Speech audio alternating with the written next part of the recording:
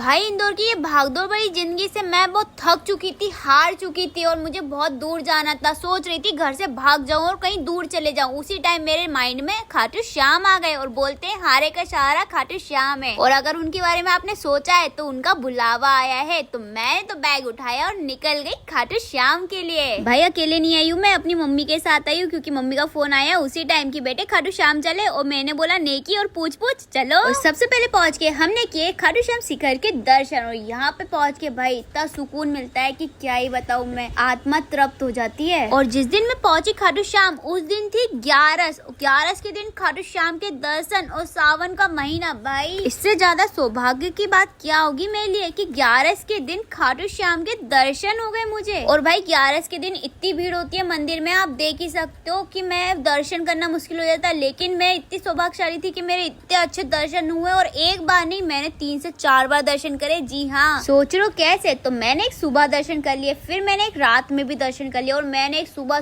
4 बजे उठ के भी दर्शन करे और उसके बाद फिर मैंने एक बार और दर्शन करे। भाई जितनी बार दर्शन कर रही थी मन ही नहीं भरा रहा था। लेकिन लास्ट टाइम में तो इतने प्यार से दर्शन हुए मेरे कि हाँ, आत्मा ने बोला बेटे अब बहुत हुआ, मिल गए अच्छे से दर्शन, अब चले जाओ। खाटू श्याम जी के बाद मैंने किए श्याम कुंड के दर्शन। श्याम कुंड के दर्शन करने के बाद हम निकल गए आगे की ओर। और अब मैं आगे कहाँ गई हूँ, अगर उसका भी ब्लॉग चाहिए तो आप कमेंट बॉक्स में जरूर लिखना। और दोस्तों ये मेरा पहला ब्लॉग था, अगर आपको मेरा पहला ब्लॉग पसंद आया है तो कमेंट बॉक्स में जरूर बताना। जय श्री श्याम, मैं आगे ऐसे ब्लॉग बनाती रहूंगी।